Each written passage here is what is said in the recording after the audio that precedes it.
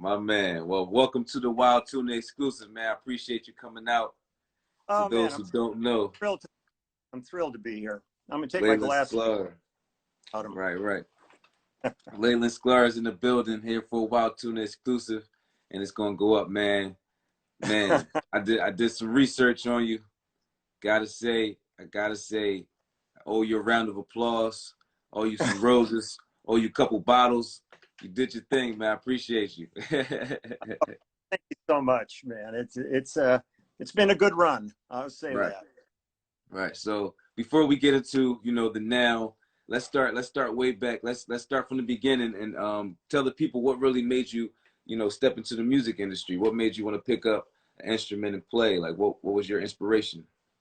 Actually, my inspiration was watching the Liberace TV show when I was 4 years old with my parents, and Okay. it inspired me to play piano. And we had a Okay. piano house, and I started studying piano and played up till I was 12 years old, and went into junior high thinking I was going to be the pianist. And they had 50 kids that played piano, but the teacher said, we need a string bass player. And he pulled out an old K upright, put it in my hands. I felt that, plucked one note, felt that vibration run up my body, and I said, sold. Yeah. And and you rocked out on the bass since then, huh? yeah, I knew that was what I wanted for the rest of my life, but I never thought I'd have a career in it. It's Okay. you just want to play. And I was, joining bands and playing jazz and classical. And then the Beatles came along and kind of twisted my head around, because I pretty much listened to R&B and Beatles. Yeah. Was just a serious, like Joe Tex, James Brown, Right.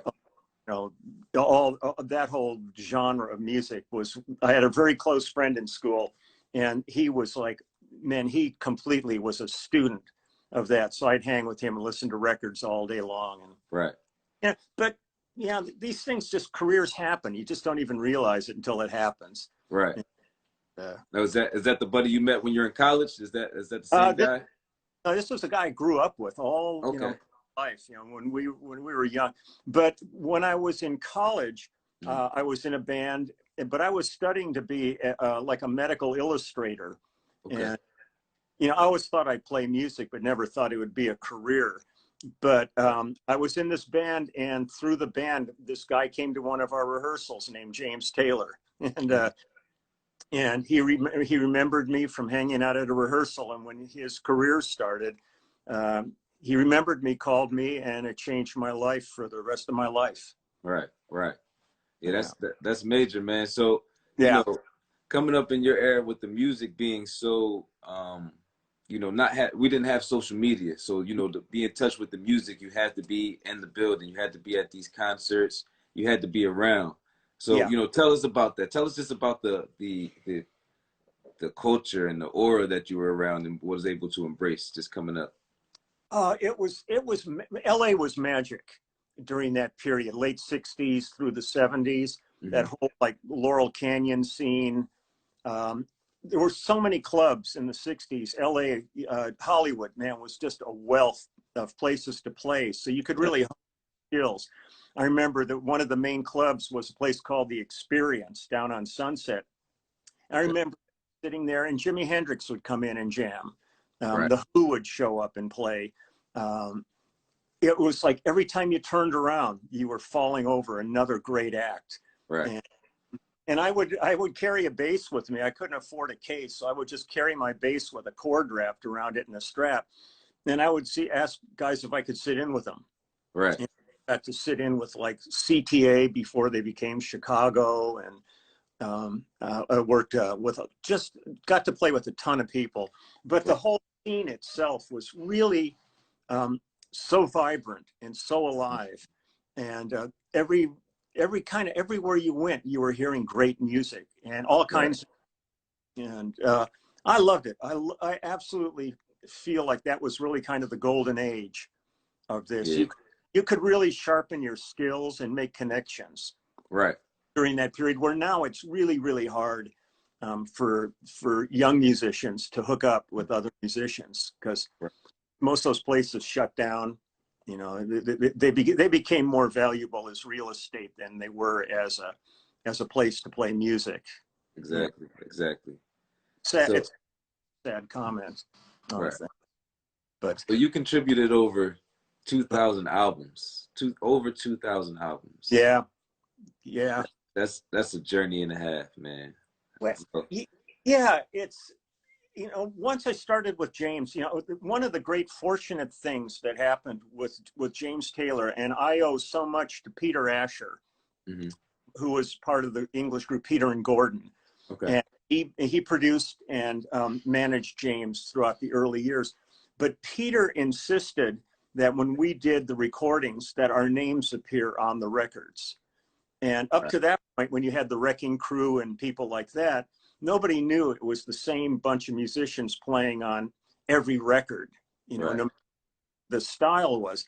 So when the movement kind of started, this new West Coast sound, Mhm. with people would look at his record and they'd see my name, Russ Kunkel, Danny Korchmar, and they would go, well, look, it worked for James. Let's call those guys for our thing. And then it just snowballed at that point.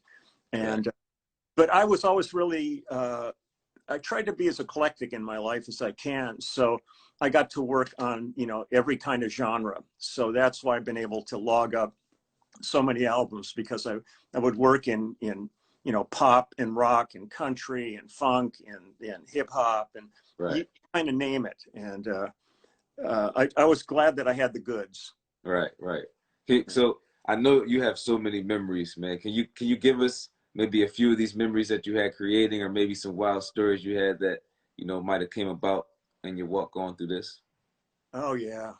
I'll tell you what, still one of my favorite projects I ever played on is Billy Cobham's Spectrum. Okay. It still is kind of the quintessential jazz rock fusion album of the 70s. And the thing that was thrilling for me was our group, the Section, which Mhm. was the opening act and played with James Taylor and Jackson Browne and all these different artists. Right. We spent about 5 weeks on the road with Mahavishnu Orchestra as their opening act. And so I became friends with all the guys and became friends with Billy Cobham. And so he called me when he had a chance to do a solo album. And Okay. when I got to New York to Electric Lady Studios, I walked in there and Billy was there and Jan Hammer, the keyboard player, but Tommy Bolin was there on guitar, who was one of the greatest guitar players that ever was. Right. And we knew each other when he was in a band called Zephyr in the 60s, and I was in a band called Wolfgang. So Okay. it was like an old home week. And we did that whole album in 2 days. It's like 1 or 2 takes of every song, and it's just ferocious. But there's when you're starting to look at all the numbers, there's so many memories through all these different kinds of projects that Right. are good and bad, mostly good. Right. And but I always just pinch myself, man. I just feel so lucky to have had 50 years of doing this and that I still love it. Right. Yeah, And that's for sure. So tell us how you keep that energy and that love for what you do, and make sure that it never turns into a job for you. it's music. Right. Yeah, man, it's music. And man, I feel so blessed that one of the greatest things humanity has is the arts Right. and music, and to have been able to participate in it. And I never get complacent about it. I mean, I'm hungry. I did a project today. I was in the studio today. Right. And I'm always looking to tomorrow. I never Right. really dwell on the past. I mean, that's kind of when people go look up, my discography and stuff and talk about it. But for me, it's always, man, it's like I'm heading in that direction every day. Right. And I'm still excited. I really love it. And that's the Yeah. thing. I love it. Right. Right. That's the major thing about this being in music itself is you really have to love it. You have to, or this is gonna be one of the toughest jobs you ever have because it's Yeah. not a consistent paying thing. So when those lows come financially, you got to still have a love for your craft. So that's major. Yeah. Yeah. Yeah. The dough is really kind of secondary. And that was one of the things that was really great. Like for me in the early days when I would work with people like Ahmet Ertegun and Jerry Wexler and all these really great, the owners of Atlantic Records and stuff, Right. their passion for music was what drove them. They knew that the business would make money, but Right. money the end result for them. It was really the joy and the passion for making music. Right. And that's kind of what I've always felt. And it is a neurotic business. I mean, you finish a gig and if there's nothing in the book, you're unemployed. Right. And you're Right. waiting for the phone to ring and stuff. And especially at a time like this, where Right. everybody's unemployed, pretty much, we're all kind of scrambling for things to do, but Right. real big things, the long tours and all the travel and all that stuff it's really, I feel like we're an airplane circling the airport, dumping fuel, waiting to land. Man, It's scary. it is. That's exactly what it feels like. That's Yeah. exactly what it feels like. You're just sitting here. Are we going to crash? Are we going to land safely? Is it going to be Yeah. a rough end? You know what I'm saying? How's it going to go? But, Yeah. all we got to do is stay positive, keep working, and stay safe, keep the social distances, stay sanitized, all that good stuff, man. Because it's literally, this is like a once in a century type of situation. So, Yeah. Yeah. I mean, we don't know what the hell's going on. We're just gonna, right. have to wait this out. And hopefully down the pike, within a reasonable amount of time, we'll all be able to get on with whatever the next thing is going to be. Right. But, I've just looked at this whole thing as just the main thing is to stay safe and Right. so that you're here when it's over and not. I've lost a bunch of friends and stuff throughout this whole thing, and it's heartbreaking. It is. It is. But one thing that I am happy to see out of all the negativity and all the hardships is people are coming together. Yeah. A lot of entrepreneurs are finding their way in the works. And there's a lot of things that's going on. Like I was just online with Soho Johnny, and Uh-huh. he had his event going on, which is bringing awareness, raising money for people in need. So you do see some light in all the darkness. There are people who still, have some heart out here and want to help people out. So that's major, especially in the music community, Yeah. because we probably got hit just as hard as in the other industry, if not harder, because our whole industry is about being outside and around people. So Yeah. I And mean, the band I'm in now, the immediate family, we're involved with the Soho Johnny fundraiser. saw So you on the really, list. Saw you on the list. it's really cool. We just did another thing for English musicians that Bob Harris Okay. put of, and it's great. I mean, all these people are coming together, and it really is. It's a beautiful thing during a period of such misery. Mm-hmm. See people really, coming together and putting their heads together. And I think that we're going to find a lot of really interesting, creative things come from this period Oh yeah. because hunkered down, and like they say, like guitar sales and stuff are soaring. People are sitting home and they're going, well, maybe I'll learn an instrument. Right. You I thought about it. I thought about it. Yeah. I'm like, why not? You got some free time, love music, you got love for it. When you love something anyway, anything that has, any connection to what you love, you're gonna pick up, you're gonna be able to enjoy doing. So, Yeah. why not try something new? Perfect Yeah. time to do it. This is you really have to try to make lemonade out of this lemon. Right. I mean, That's true. I was working in New York when they had the big blackout in the 90s, Mm-hmm. and we were staying in the Essex House on the 39th floor of the Essex House, and that thing lasted 28 hours. And man, every time you wanted to go in or out, you had to use the stairwell. And Right. but when you get up to the floor, man, people would be sticking their head out of their rooms, going, "Are you okay, man? Are you okay?" And man, it became this community. And the sad thing was, Right. the lights came on, bam, all the doors slammed shut, and nobody talked again. And I'm kind of feeling that here, but I'm just hoping that when this is over, the doors will still be open, Right. and Definitely. still kind of find the essence of what got them through this and Right. embrace this as a way of living. Right. Right. And I think some of those doors will stay open because of you know, just like the effect that you just said, you know, as soon as the lights come back on, everything goes back to normal. I feel like, you know, even if it does go back to normal, we still have that in the back of our head that, hey, if we needed to, we had Yeah. to come together and we can. So hopefully we hold on to that, even though life goes back to normal, because we need those doors to open. It's like you said, a lot of people are trying new things. A lot of people are being more creative, understanding that, you know, working a 9 to 5, you don't have to necessarily leave the house anymore for a Yeah. lot of these jobs. And, you know, You you're able to spend a lot know, of time with family and stuff. you know who's really screwed is the people that have big office buildings that Oh, all yeah. of a sudden, man, these people are going, we really don't need to spend all that money on that office. We Right. want real estate that maybe they can just open those things up to the homeless and, let them Right. camp buildings or something. And, I always thought that, even like when they old schools and high schools and stuff they abandoned and knocked down. I always think, you know, why not just use those rooms? And but yeah, hey, you know, yeah, we're creators. We think differently. You know, we think yeah, don't let us run for president anytime soon. yeah, absolutely. Right. But yeah, so back to you. So back to, you know, what you're doing now. You know, you just said you were working on the album today. Is there anything that you're working on that, you know, you really want the people to know about, or something that you've got coming?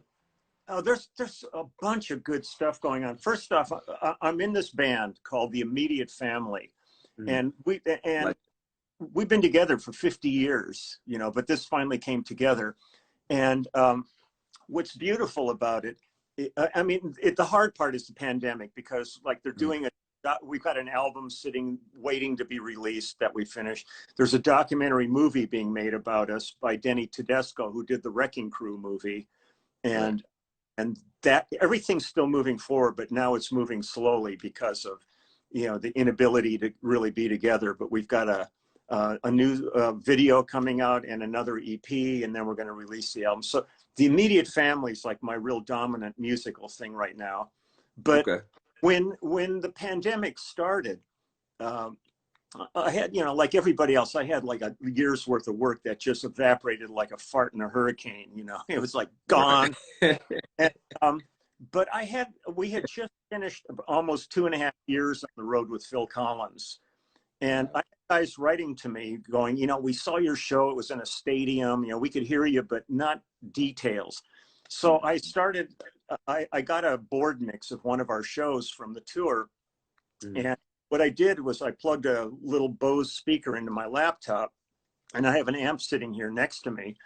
And Right. so what I did was play a song and then play the bass. So the bass part was sitting on top of the track rather than in the track, so they could hear like every note. Uh, Right. Right. and about 3 songs into this, I had people writing to me going, "Man, we love your YouTube channel." I go, "What are you talking about?" And they go, the thing you're doing on YouTube. And I really didn't think it was a channel. And Right. but it became this whole thing for me.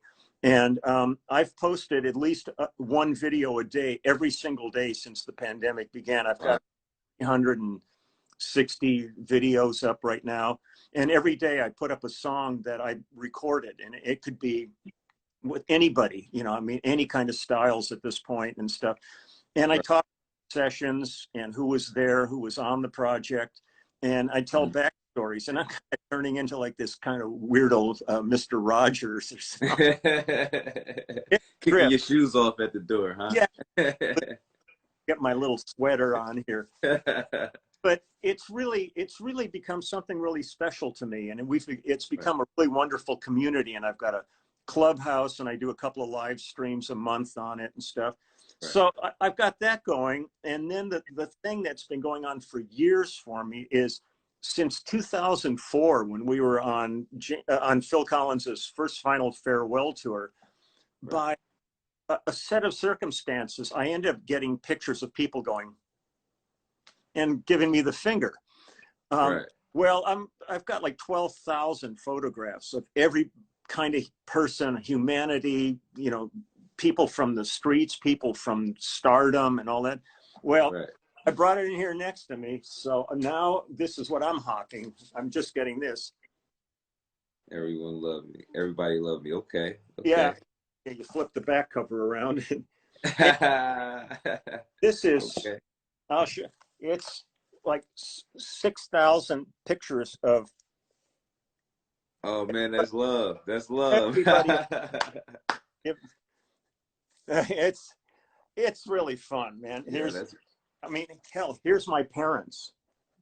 oh, oh that's the one right there. That's the one. You need that on the wall. Right next to Willie Nelson and Merle Haggard and Chris Right. Christophers.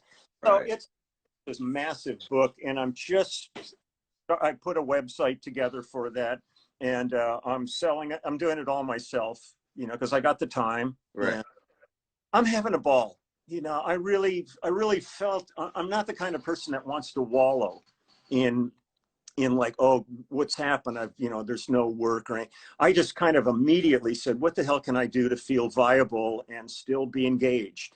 Right. And so between the band, the YouTube channel, and this book, and then just living my life, you know, taking care of my house and my yard and my family and everything. Right. I'm actually busier now than I would have been had this not happened, because I'd have been on the road, and you work 4 hours a day and then just dick around on the road and hang out. So, Right. you know, sudden I'm busting my ass every day, and but Right. grateful for it, man. I would never complain about being too busy. I only complain about not being busy. That's for sure. That's for sure. I feel the same way, man. I feel the same way. We were touring a lot. We were doing a lot of shows and concerts, and now it's like I get to sit back. I get to talk to legends, whether it's in person or online. And it's like Yeah, these things we wouldn't be able to have time to do because you would have been busy on tour. I would have yeah, been busy on tour. You know, yeah. hopefully we ran into each other, but you never know, you know. So It would be great though, you know, down the pike, you know. But to me, this is having this is such a blessing, you right, know, because especially like with so many of the people like that I'm finding, I'm sure you're finding it with the people that you've got locked down that really hmm are dedicated to your site. It right, becomes really amazing family.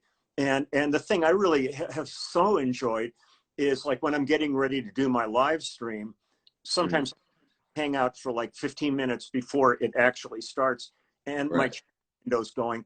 And man, all these people are talking to each other, and they've developed relationships and friendships. right. And I'm just going, this is so bitching, man. This is so, you know, that Right. that, that That's a good thing. the people in the hallway opening the doors saying, "Are you okay? You doing okay, man?" And it's just in a virtual. Right, But right, I love the fact that you're doing this, and that, you know, this is what, you know, this is really what's keeping us all engaged and connected right. as a community. And That's for sure. yeah, That's for sure. And you know, we shining light on the people that deserve it. We, you know, and people who are tuning in, they're learning, whether it's, you know, who they need to be connected with, how to get connected, you yeah, know, even just, you know, hearing your stories and what you've been through. You know, you might have, you know, you can tell us about some things that were some bad stories, you know, that people can learn from. So everything that you do and everything that you've been through is a learning experience for someone else who yeah. follows you. So we got to And appreciate that. yeah, and I feel at this point in my life, um, I think this is really the time to share. Um, you know, I love like when I end up doing clinics or master classes and things like Right. that, and sitting with players. I'm not going to sit there and play for them necessarily, because I look around, I watch all the videos of everybody. Man, there's so many monstrous chops players and stuff out there. What I try to do when I'm doing these things is I love Q&A, and I sit Okay. and say, man, ask me questions about anything you want. And it gets real interesting, and it gets real deep, because you know, you go to these schools like Berkeley and MI and Hollywood and all these schools, Right. they don't really teach you, like when you graduate on Friday, what's Monday gonna have for you? And you know, it's Right. because they're an educational institution, but they really are also a business, and they want to crank Right. up people, but they don't really set you up for what you're going to be facing as the reality. Of this. Oh, is Allison Porter on here? Oh my She God. is. Oh, She is.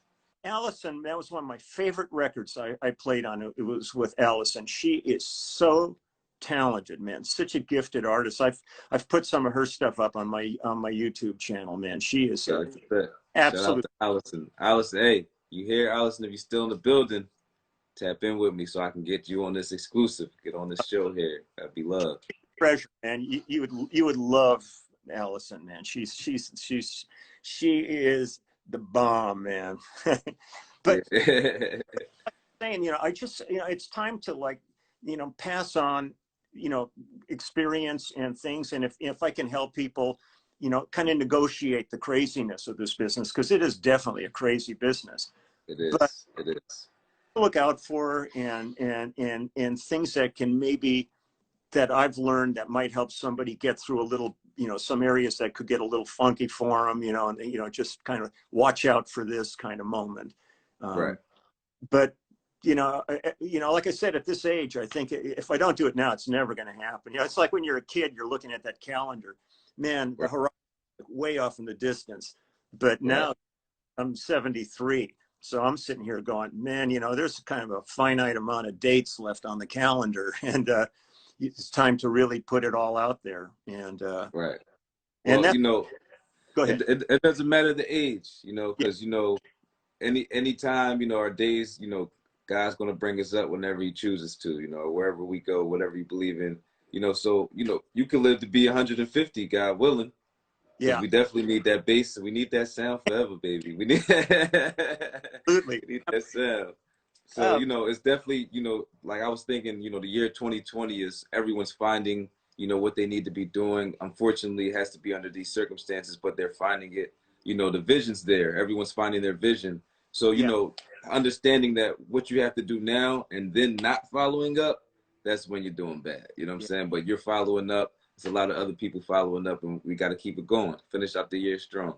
Absolutely, man. I'm digging the chats. I'm just looking here, and there's Andy Stoller just came on. Man, Andy's such a great bass player. We had a great time hanging together. The last real gig I played this year was a Rock Legends cruise, Okay. and we were both on the ship together, and we became friends through a couple of different things. And it's Right. great to see him on here. It's like it's a community. This is Right. really a family, and that's like, for me, it's like I'm suddenly looking at, and seeing the chat go by, and I'm going, oh man, these Right. people. See all the love. There's a lot of love out there for you, Yeah, my well, it's like it's weird seeing that, because I'm like focused on you. So all of a sudden man. it's like this whole other world going on down below us here. Right. Right. This is a trip. Um, but yeah, it's this is a tough year. It's been tough, and my heart so goes out to the people that are really hurting, especially since Right. they're getting so little guidance and so little help. Like, I was just talking to some friends in Australia, like in the Perth area, and Right. said, oh man, like everybody followed the rules here and stuff, and they had, like, last month something like 4 deaths, and you go, man, Right. if we were doing the right thing, we'd be in such good shape. Not good shape, but I mean, if Yeah. one person dies, we're not in good shape. But Right. But it could be a little better. yeah, this is such Yeah. a free for all and such a crazy time that this is where the community is really important. Is everybody just doing what they can to protect each other and their families, Exactly. and it's so surreal. It's kind of like we went through a wormhole into an alternate universe, and Yeah. but Exactly what it feels like. Exactly what it feels like. but if it wasn't for that, we wouldn't be sitting here talking. Like you said, we'd be out Yeah. working, be on the road. So Yep. it's Exactly. it's a fascinating thing to be alive in this world. Right. Right. So we just gotta enjoy the experience. Take the best out of it. Don't think about the negative. Yeah. Take the best out of everything we're doing. Everything, I believe, happens for a reason. So, Hmm. that's what we're in now. So we gotta just push through together. Yeah. So Well, I got one more question for you yeah. before you go. So I saw that you call your bass guitar the Frankenstein. Yeah. Where'd you get this name from? Um, what do you have 1 second for me to run and grab it for you? Oh, I got all night. Go Oh, do what okay. you got all night. I got home from work and it's sitting downstairs. Let me just Yeah, grab yeah. it. I'll bring it up and show it to you. All right, that's a bet. That's a bet. Leland's gonna grab the Frankenstein. While we wait for him, I appreciate everyone that's been tuning in, showing love in the comments. Shout out to all you guys that's tapping in. Make sure you share the live to a couple people. We got a legend in the building. Wild Tuna exclusive. Sponsored by Radio Pushers. Sponsored by Drippy Fish. Let's see the Drippy Fish.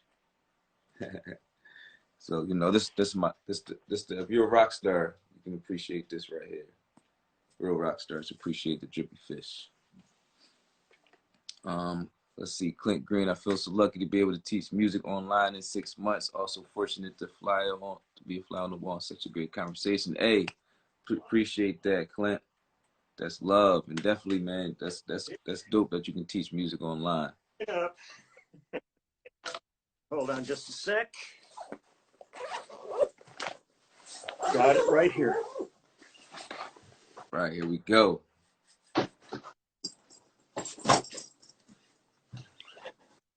Okay, so this is Frankenstein. All right, Frankie baby. What it is, you can see this thing it's got hundreds of autographs on it. But what it Right. was, this neck was originally a 62 precision bass neck. Okay. I don't like precision basses. I like jazz basses. So I had a 62 jazz, and what we ended up doing was reshaping this neck to be a 62 jazz neck. I went to a company that was down here called Charvel that used to make replacement parts, and this body was a blank precision body piece of alder. And they had a huge stack of these, and I hung them all from a piece of wire and just tapped on them until I found one that resonated beautifully. So I got that. These EMG pickups are like the very original EMGs that Rob made when he started the company.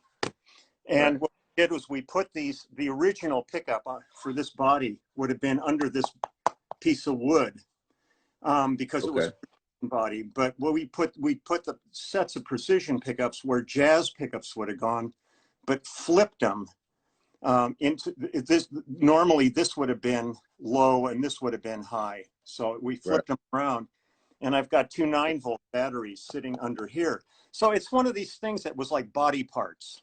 Okay. You know, it was never a real bass. So that's why I ended up calling it Frankenstein. Right. You did some real surgery on that thing. Okay. Oh, yeah, we built it. I built it with John Carruthers, who used to be the guy that did the repairs in Westwood Music, which was like a watering hole in LA for most of the musicians. I mean, anytime you walk in there, you would see guys like Ry Cooder and Jackson Browne and all these guys just hanging out. So we built this around 73. And this has probably been on 85% of everything I've recorded. And it's what I stopped taking it on the road because I don't trust traveling anymore. Airports, all this stuff is like too squirrely. You know, it's things get broken. But I love this space. It's like and I've had like all these different people sign it, and you know, and it's just a trip. You know, I've got, you know, that's history in your hands right there. That's history right there. It really is. It's probably been on more records than probably almost any bass ever made. And we gotta get that in the Guinness book. That's what we gotta do. Someplace with some Guinness, where we can play. Right. You know, let me play. But say that one more time. You were breaking up a little bit. Oh, sorry, man. Oh, you good. Yeah, I'm up in a weird part of my house, so you know, sometimes the connection up here gets a little funky. All good. Andy was just asking, why did I flip the pickups? The reason we flipped the pickups on this was, in my mind, I kind of thought the nature of the G and the D string are going to read better than the A and the E string just by their placement. So by reversing them, it put the pickup closer to the E and the A string, and it completely evened out the tone on it. And it was like one of those things, I just sat thinking about it going, you know, why would you have put them? And the thing was, when we built this bass, it could have sucked too. Yeah. Took a chance. Yeah, I mean, you're taking your chance when you build it, in the same way that when we reshaped the neck on this, we had to strip the frets out in order to reshape the neck. And I was walking around Right. the shop and I saw all these spools of fret wire hanging on the wall. And Right. I said, "What's this?" And John said, "That's mandolin fret wire." And I said, "Let's use that," because most basses have mediums or jumbo frets on them. And Right. I said, "Let's use that." And he goes, "Well, no, that'll get worn out really fast." And I said, "No, if it doesn't work, then we'll just refret it again." But Right. we put these things on, and I refretted every bass I have in mandolin frets. I Yeah. love it. It's almost like having a fretless when you do it. And a lot of guys have tried my basses, and like Will Lee and different guys, and they said, "Oh man, it's They like love it. that's great." As somebody just Yeah. said, I was still playing ding walls. Yeah, I still have. I've got my ding wall is sitting right here. And these have fan fretting on them. So if you look at the frets, you can see that they splay out. It's Right. called fretting, which tempers the bass like a piano. Okay. Okay. Yeah, there's so many things when you get into the technical side of it. And I'm not a real techno guy at all. I'm not a gearhead. I have Right. a few basses, and they're really the ones that I use. Right. I don't think an instrument's meant to sit in a closet or hang on a wall. I think they're meant to be played. And That's for sure. so I've got a couple of basses in here, and I got a few, sitting around, but I pretty much use all of them. And Right. but Frankenstein's, that's my favorite, and it's been on so many records, it's unbelievable. And Yeah. So yeah, we got a question here. They asked what hits were. Can you give us maybe, I don't want to say your top 5 because I don't want to rank anyone that you work with because I know every record is special in its own way. So yeah. can you give us maybe just give us a random 5. Give us a random 5 records that you. I used that bass on probably James Taylor's like Never Die Young album. Anything of James's after 73 would have been that bass. I used it on all Lyle Lovett records that I've done. I used it on, oh God, let me think. Reba McEntire, Vince Gill. Right. Oh God, let me think. Dionne Warwick. B.B. King. It's a little of everything, because the thing that's beautiful about space is it really works on everything. It's Right. not basis that has a specific sound that you go, oh yeah, that's what I'll use it on. It Yeah. really works for everything. And the only time I really don't use that as my go-to bass is if I know I need a 5-string. Then I'll use my Dingwall, and I have a chambered bass that Warwick built me. It's a signature model with Warwick, and it's not a hollow body. It was chambered because I needed to reshape the body, and you couldn't do that with a hollow body. So we Right. made the shape and then chambered it all out, and then just put a top on it. But That's yeah. that's heavy. So look, I definitely want to. I'm gonna send you some music, and I'm Oh, gonna see please. if I can get a feature on one of your Daily Mr. Rogers shows. I'd love to contribute to your life too, man. It would be really a treat for me. So please, man, forward anything to me you want. And another thing that quickly that happened during this was I had never recorded at home before the Oh pandemic. yeah. Like people would say, can you put bass on a track for me? And I kind of used that as an excuse to uh, I used it kind of as an excuse to have a social life. Like I would call friends of mine at studios, and I'd say, how about if I come over and let's put a bass part on and let's go to lunch, kind of thing. Right, right. Like, that kind of really wasn't happening. And a friend of mine, Jesse Miller, contacted me, and they were going to do a cover of Easy Lover. He and some friends wanted to do it. Said, can you put bass on it? And I said, I'd love to do it, but man, I don't have anything. I have no way of recording at home. And he had friends at SSL, so they sent me an SSL 2+ interface, and Right. plugged that in and plugged into GarageBand, and it And, contacted Steve Postel, who's one of the members of the Immediate Family, our band, and he walked me through a tutorial on right. here.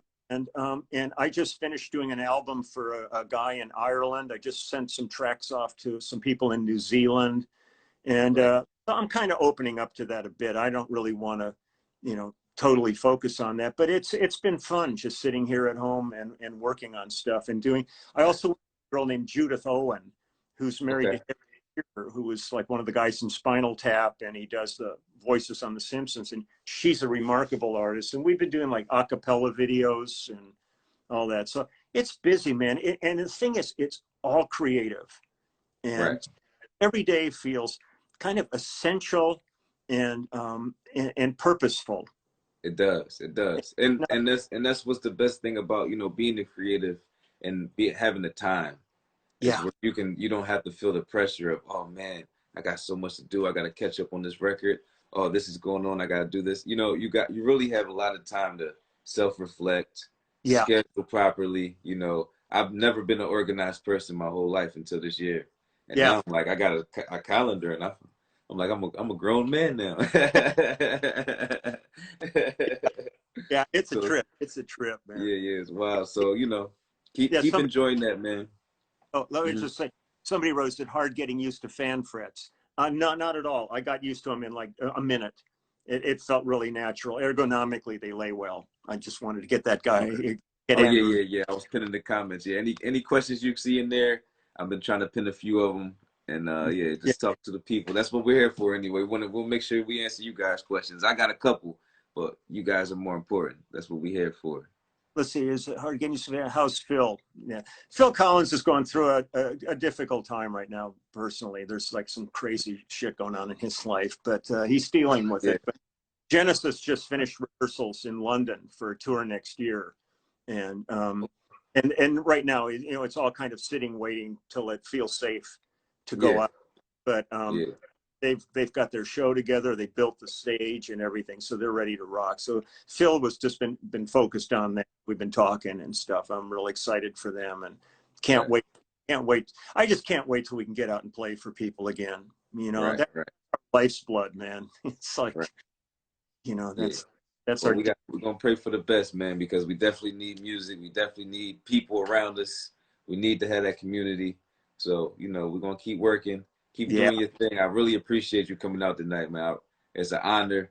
I'm going to tell everybody that, hey, got a legend on last night. You know what I'm saying? Tap in. So. If anybody wants to check, I'll do my QVC moment here and go. If anybody wants to check out what's going on, either come to YouTube and just look up Leland Sklar and come and hang on the thing.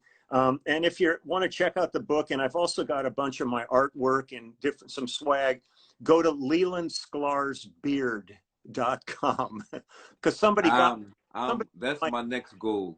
That's my next goal. You're doing good. But yeah, I'm just enjoying, trying to make every day seem, important. And doing this, I was so tickled when you asked me to come on the show here, because I really enjoy what you're doing, and I'm real happy for you that you've done this too. I appreciate that, man. I really do. That's the one thing about having this show and, put my name on it and stamp on it. I want to be the best as possible, and I want to, really make a difference. So, if we can come together, whether it's in person or online, to make a difference, that's what I'm all about. So let's do it the right way. It's great, man. If there's anything down the pike you ever wanted from me, just don't hesitate to ask, man. I'm here for you. Oh, likewise. Anytime, my phone's open 24/7. I'm in the house. Yeah, it's like, are you going to be home? You go, yeah. Right. Right. Well, thanks again, Leland. Everybody, it's a Wilde Tuna exclusive, and you see, it's been a great night. Until next time. Make sure y'all tap in. Wilde Tuna exclusive. We everywhere. Culture District HQ. Leland Sklar, you the man. Appreciate you, brother. Thank you so much, man. It's an absolute pleasure being with you. And you stay safe. I will. That I will. Yeah, this is important. Take care.